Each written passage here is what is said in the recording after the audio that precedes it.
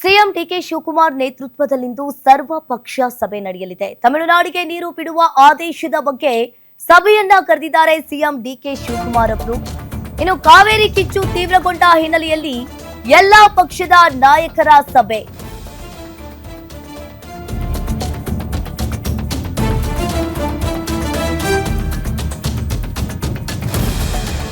ಇನ್ನು ತಮಿಳುನಾಡಿಗೆ ನೀರು ಬಿಡುವ ವಿಚಾರಕ್ಕೆ ಸಂಬಂಧಪಟ್ಟಂತೆ ಈಗಾಗಲೇ ಸರ್ವ ಪಕ್ಷದ ಸಭೆಗೆ ಕರೆದಿದ್ದಾರೆ CM DK Shivakumar.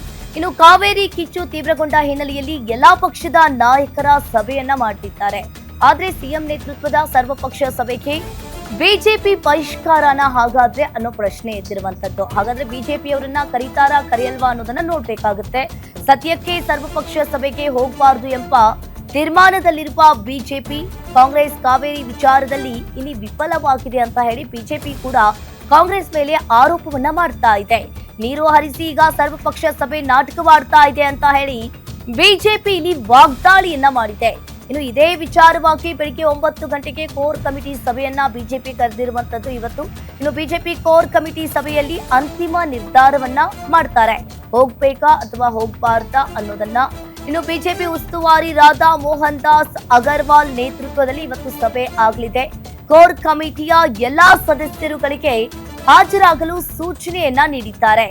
Core committee ಬಳಿಕ ಸರ್ವ ಪಕ್ಷ ಸಭೆ ಕುರಿತು ಅಂತಿಮ ತೀರ್ಮಾನ ಆಗುತ್ತೆ. ಈಗಾಗಲೇ ಸಭೆ ಹಾಜರಾಗ್ತೀವಿ ಎಂಬ ಸೂಚನೆಯನ್ನ ನೀಡಿರುವ ಜೆಡಿಎಸ್.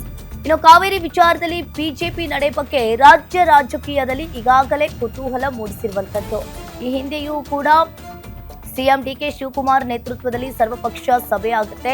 ಇನ್ನು ಜೆಡಿಎಸ್ ಹಾಗೆ ಬಿಜೆಪಿ ಅವರನ್ನ ಎಲ್ಲರನ್ನೂ ಕೂಡ ಕರಿಬೇಕು ಅಂತ ಹೇಳಿ ಸಿಎಂ ಡಿಕೆ ಶಿವಕುಮಾರ್ ಕೂಡ ಅನ್ಕೊಂಡಿದ್ರು. ಆದ್ರೆ ಈಗ ಇಲ್ಲಿ ಬಿಜೆಪಿ ಬಹಿಷ್ಕಾರನ ಅನ್ನೋದು ಈಗ ಪ್ರಶ್ನೆ ಎದ್ದಿರುವಂತದ್ದು. ಹಾಗಾದ್ರೆ ಬಿಜೆಪಿ ಅವರನ್ನ ಇಲ್ಲಿ ಸರ್ವಪಕ್ಷ ಸಭೆಗೆ ಕರೀತಾರಾ ಕರೆಯಲ್ವಾ ಅನ್ನೋದನ್ನ ಕಾದ್ ನೋಡ್ಬೇಕಾಗತ್ತೆ. ಇವತ್ತು ಕೋರ್ ಕಮಿಟಿ ಮೀಟಿಂಗ್ ಕೂಡ ಇದೆ ಬಿಜೆಪಿ.